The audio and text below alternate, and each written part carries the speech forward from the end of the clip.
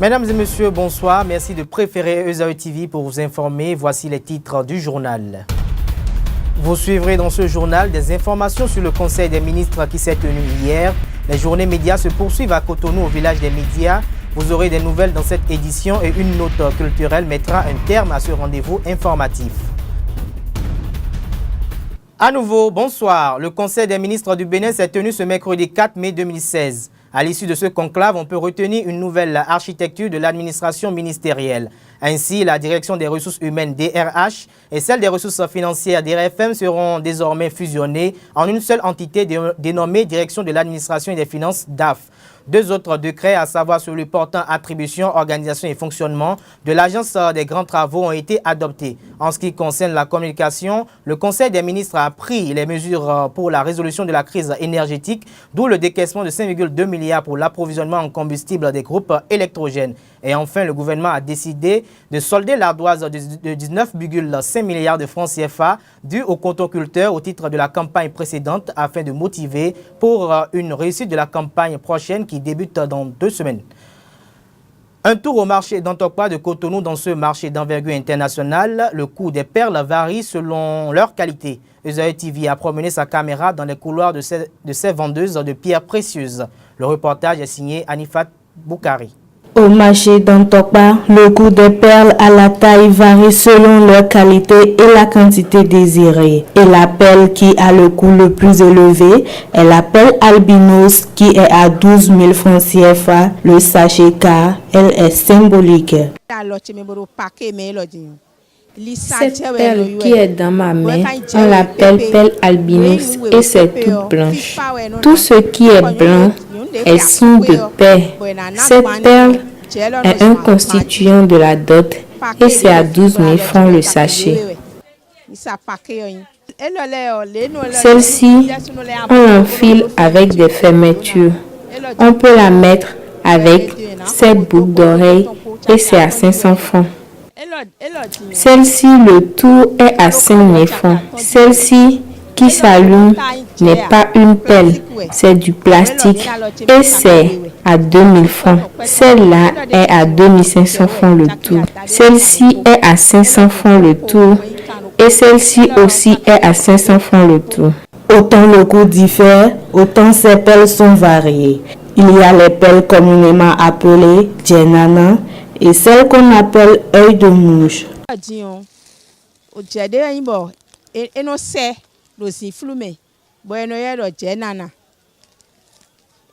Celle-ci, c'est une perle qui s'allume dans l'obscurité et on l'appelle djenana. Quand la femme la porte, son mari arrive à la reconnaître. Celle-ci, on l'appelle albinos et est toute blanche. Il y a de différentes sortes de perles. Celle-ci, on l'appelle cristal. On en fait des colliers. Celle-là, c'est l'œil de mouche et c'est bon.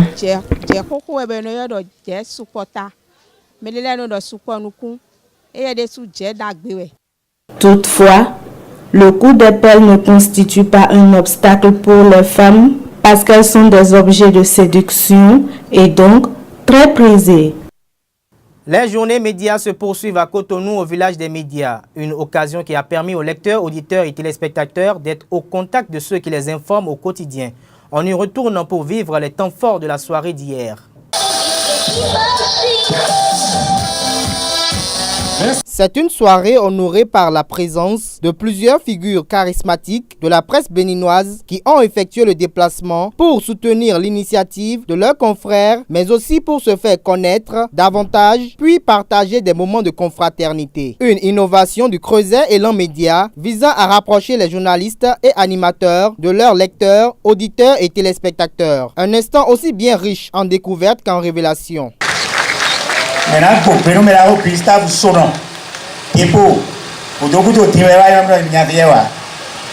Nous allons signer un contrat de non-agression par rapport à mon candidat. On a mis au flot. Oui, non.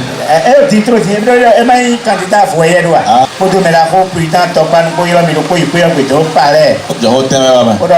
Pour aller, nous bloquer au belay. conseil des ministres locaux étant foyer dans petit de fond mais à ce moment il est pour mi complo l'on a mis 100 000 et pour le payer.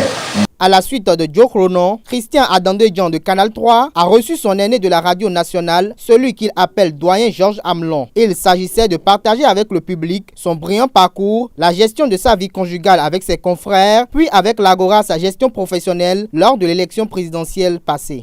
Tout le monde a vécu les élections, tout le monde a vécu mes contraintes et même ma fille pouvait m'appeler des fois à la Sénat à 2 h du matin. Alors à partir du moment où tout le monde vit ce que vous vivez, à partir du moment où tout le monde partage vos contraintes, tout le monde partage vos peines, je crois qu'il est bien plus facile qu'on vous comprenne. Des artistes ont défilé sur le podium du village des médias pour égayer les amoureux des professionnels des médias. Sur ce, les prestations artistiques s'enchaînent pour surexciter le public.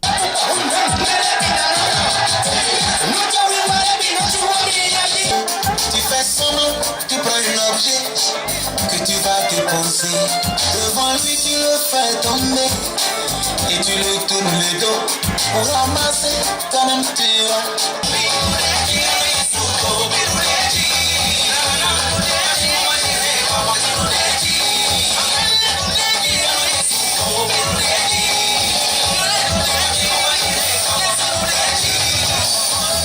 Des petits jeux étaient également au rendez-vous pour faire don de t-shirts et de jus de fruits Compal. Un événement qui s'inscrit dans le cadre de la célébration des journées médias. Lesquelles journées ont débuté depuis le vendredi 29 avril dernier et prendront fin le vendredi 6 mai prochain.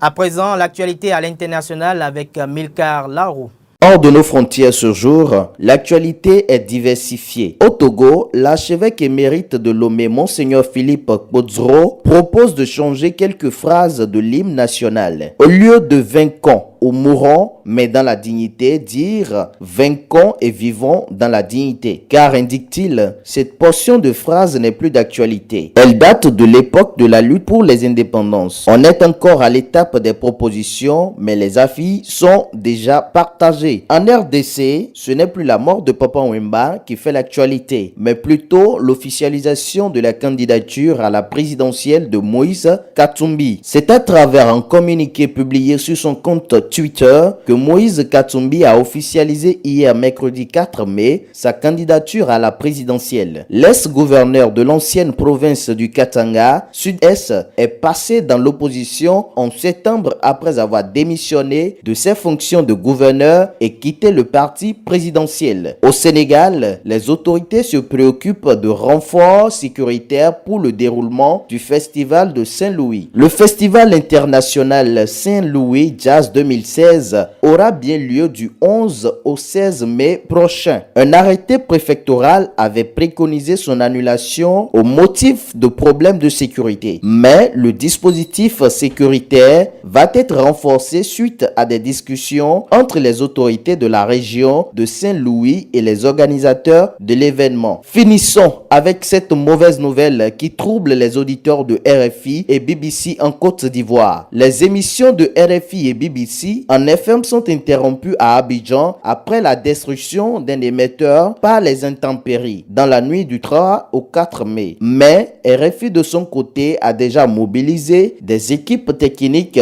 pour assurer la reprise de la rediffusion en FM. Un événement culturel pour finir ce journal. Du 4 au 6 mai, les artistes de la session théâtre de l'ensemble artistique et culturel de l'université d'Abomey-Calavi feront de diverses prestations au cours de l'événement dénommé Étincelle. Un événement des étudiants de l'UAC qui a démarré par la nuit des contes.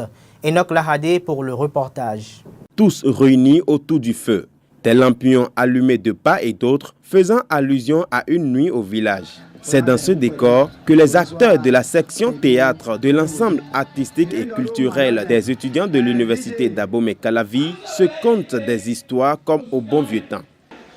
La femme lui dit bonjour et il dit bonjour.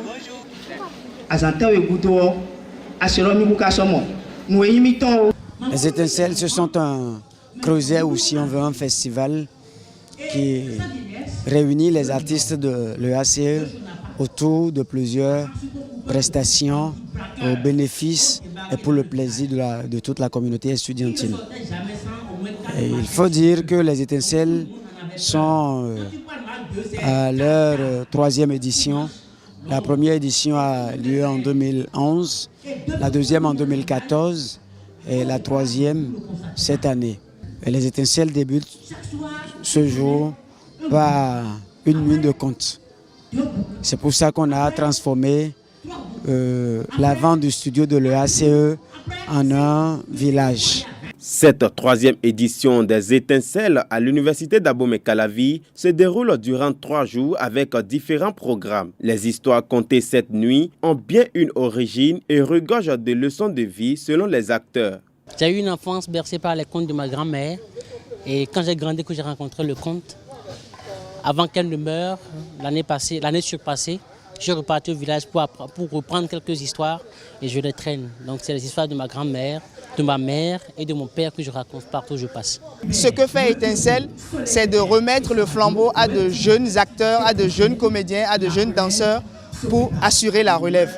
Donc la relève est assurée, ils portent le flambeau et ils partagent à d'autres jeunes comme eux.